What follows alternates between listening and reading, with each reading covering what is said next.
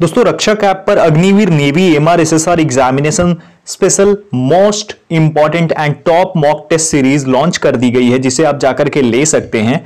इसे लेने के लिए क्या करना होगा, डिस्क्रिप्शन में लिंक है, सबसे पहले जाकर आप उसे इंस्टॉल कर लीजिए। इंस्टॉल करने के बाद साइन अप कीजिए। साइन अप करने के बाद सबसे पहले डेमो मॉक लगाइए। एसएसआर और एमआर दोनों के लिए डेमो मॉक अवेलेबल है। उसे लगाने के बाद अगर आपको अच्छा लगता है, आप कन्विंस होते हैं, तो इस प्रैक्टिस सेट को आप परचेज कर सकते हैं। इसकी ओरिजिनल प्राइस 349 रुपीज है, लेकिन आप मेरा कोड एबी स्टडी 50 यूज करेंगे तो आपको 50% का डिस्काउंट मिलेगा और ये 175 रुपीज में मिल जाएगा। साथ ही साथ इसे लेने के बाद आप मुझे जो आपकी स्क्रीन पर नंबर है 7654743543 इस पर व्हाट्सएप कर दीजिए अपना स्क्रीनशॉट और मैं आपको फ्री मास्टर पीडीएफ भी दे दूंगा, जिसमें कि 70 to 80% सिलेबस कवर हो गया है। तो जाइए, फायदा उठाइए और स्क्रीनशॉट जरूर सेंड कीजिए। फर्स्ट क्वेश्चन को, Who was the chairman of the steering committee of the Constituent Assembly? संविधान सभा में कार्य संचालन समिति का अध्यक्ष कौन था?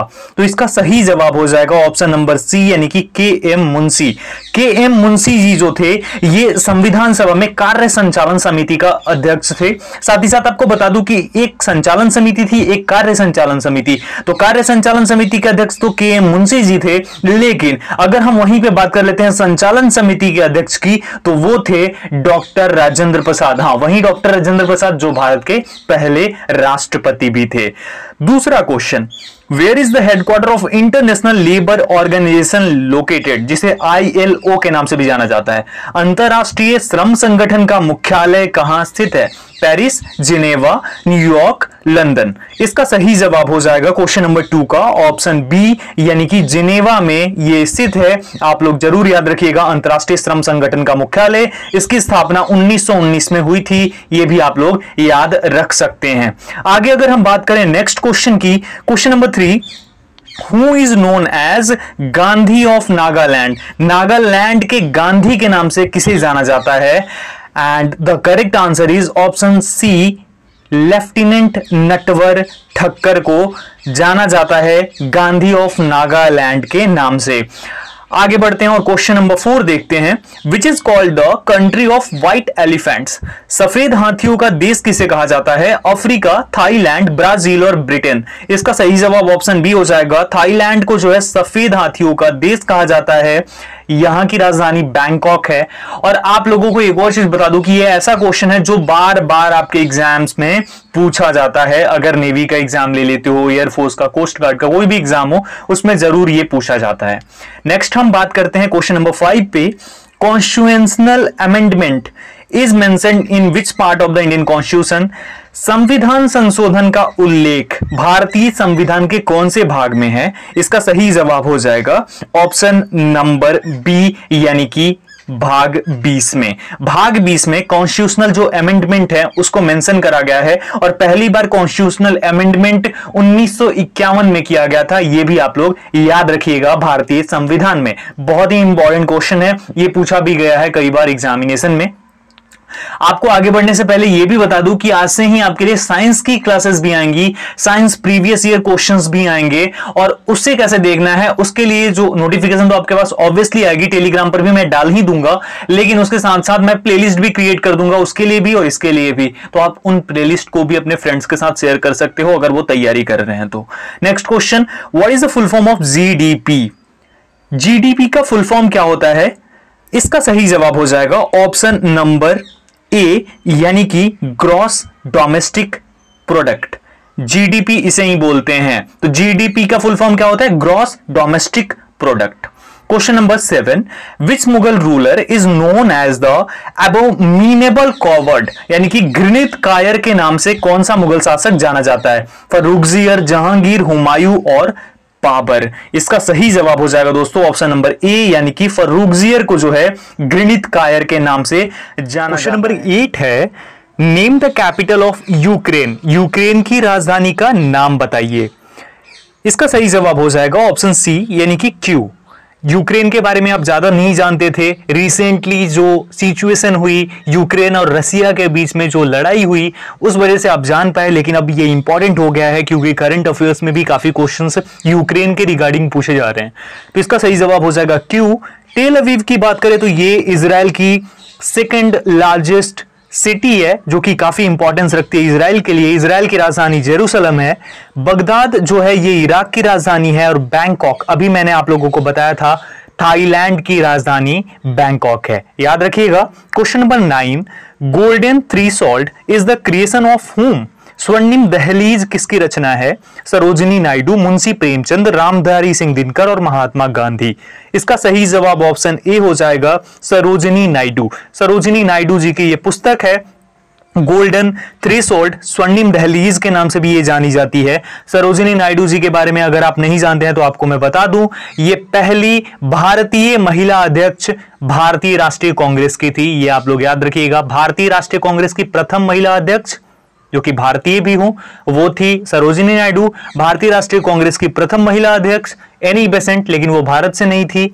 और अगर हम बात करें सरोजिनी नायडू जी के बारे में तो सरोजिनी नायडू जी भारत की पहली महिला राज्यपाल भी हुई, यानी कि ये पहली महिला राज्यपाल यूपी की राज्यपाल बनी, ये भी आप लोग ध्यान रखिएगा। और साथ ही साथ यूपी की पहली महिला मुख्यमंत्री कौन थी ये आप लोगों को याद नहीं होगा तो मैं बता देता हूं, सुचेता कृपलानी जी। तो ये आप लोग याद रखिएगा, इंपॉर्टेंट है, ये पूरे देश में भी पहली महिला मुख्यमंत्री थी, सुचेता कृपलानी जी। क्वेश्चन नंबर 10 है, Which article provides for the Office of the Control and Auditor General of India? Bharat के नियंत्रण एवं महालेखा परीक्षक के पद की व्यवस्था कौन से अनुच्छेद में की गई है? और इसका सही उत्तर हो जाएगा ऑप्शन ए, यानी कि 148। आर्टिकल नंबर 148 में यह व्यवस्था की गई है। वर्तमान में भारत के नियंत्रण एवं महालेखा परीक्षक जो है वो है GC मुर्मू, गिरीश चंद्र मुर्मू के नाम से भी ये जाने जाते हैं। ये 14वें महालेखा परीक्षक हैं, ये आप लोग ध्यान रखिएगा। Question number 11, when was Dronacharya award started? Dronacharya पुरस्कार कब आरंभ किया गया था? 1961, 1985, 2002 एंड 1992। तो यहां पे इसका सही जवाब ऑप्शन बी हो जाएगा। 1985 में द्रोणाचार्य अवार्ड शुरू हुआ था। द्रोणाचार्य, गुरु द्रोणाचार्य जो कि महाभारत में अर्जुन के गुरु थे, उनके नाम पे ये अवार्ड शुरू हुआ, क्योंकि ये गुरुओं को ही दिया जाता है, ये कोचेस को दिया जाता है जिनके द्वारा ट्रेंड किए गए खिलाड़ी बहुत अच्छा परफॉर्मेंस देते हैं, उन लोगों को दिया जाता है, उन कोचेस को दिया जाता है। बात करें अगर 1961 ईस्वी की तो यहां पे शुरू हुआ था अर्जुन अवार्ड। अर्जुन अवार्ड भी बहुत अच्छा परफॉर्म करने वाले खिलाड़ियों को दिया जाता है और ये अर्जुन के नाम पे है। 2002 में ध्यानचंद अवार्ड शुरू हुआ था, ये मेजर ध्यानचंद के नाम पे शुरू हुआ था।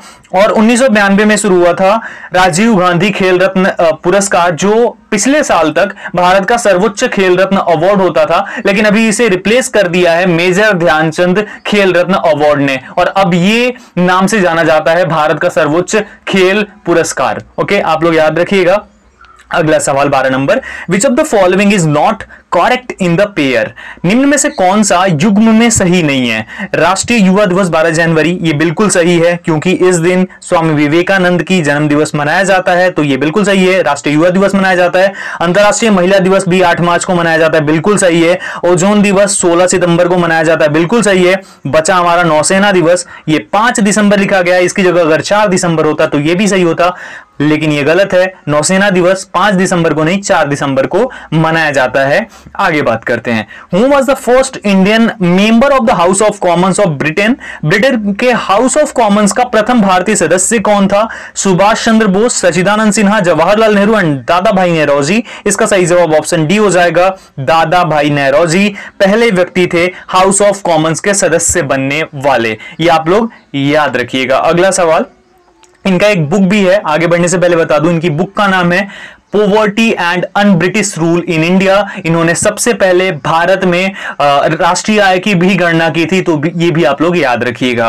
आगे बढ़ते हैं, हैदराबाद कौन सी नदी के किनारे बसा है? सिंपल आंसर होगा ऑप्शन डी, यानी कि मूसी नदी के किनारे बसा हुआ है हैदराबाद, ये आप लोग याद रखना। अगला सवाल आपकी स्क्रीन पर, पानीपत का तृतीय युद्ध कब हुआ था? When did the third battle of Panipat take place? And the correct answer is option B, 1761 में पानीपत का थर्ड वॉर, तृतीय युद्ध हुआ था। और ये जो हुआ था, ये सदाशिव राव भाऊ जो कि मराठा सेना की तरफ से लड़े थे, उनके सेनापति थे, और दूसरी तरफ जो थे उनका नाम था, उसका नाम था, वो जो था उसका अहमद शाह अब्दाली नाम था, जो कि एक आक्रमणकारी था। इन दोनों के बीच में युद्ध हुआ था जिसमें कि मराठाओं की हार हो गई थी।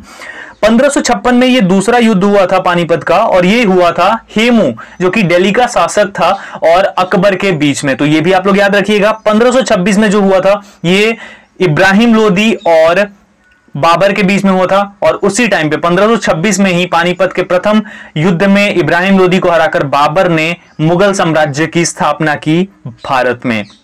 आगे बढ़ते हैं। Who was the founder of Syed dynasty, Syed वंश जो है इसका संस्थापक कौन था, ये आपको बताना है। इसका सही जवाब हो जाएगा ऑप्शन बी यानी कि खिज्र खान। खिज्र खान जो है ये सैयद डायनेस्टी का संस्थापक था, ये आप लोग जरूर याद रखना, बहुत इंपॉर्टेंट क्वेश्चन है। अगला सवाल, विच सिख गुरु फाउंडेड द अकाल तख्त, अकाल तख्त की स्थापना किस सिख गुरु ने करी थी? गुरु रामदास, गुरु नानक देव, गुरु हरगोविंद सिंह एंड गुरु अर्जुन देव। इसका सही जवाब होगा ऑप्शन नंबर सी यानी कि गुरु हरगोविंद सिंह जी ने अकाल तख्त की स्थापना की थी। ये सिखों के छठे गुरु थे।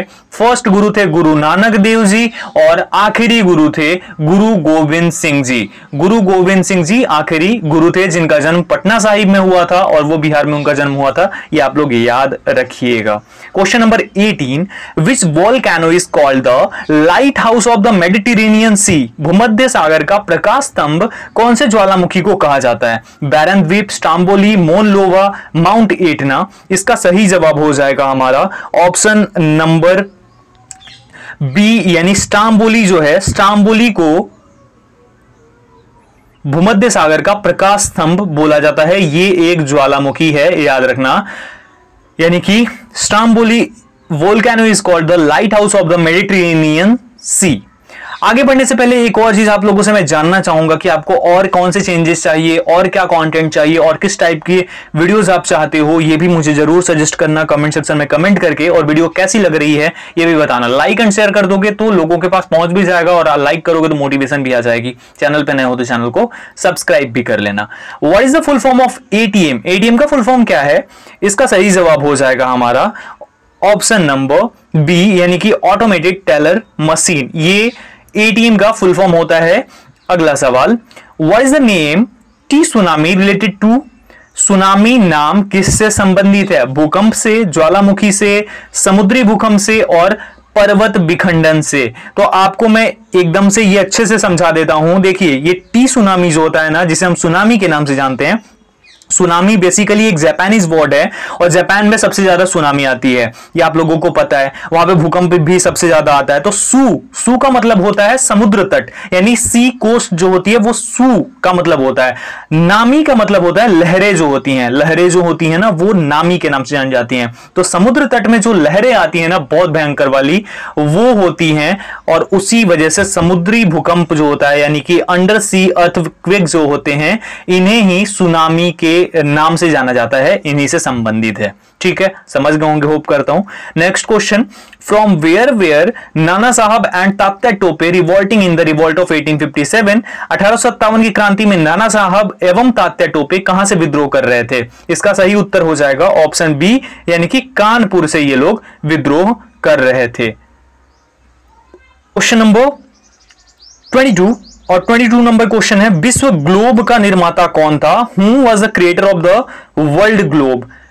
इसका सही जवाब हो जाएगा हमारा ऑप्शन नंबर बी यानी कि मार्टिन ग्लाहिम को जो है विश्व ग्लोब का जन्मदाता बोला जाता है, निर्माता बोला जाता है। The creator of the world globe is Martin Glahim. Okay, next question, in which region does the phenomenon related to weather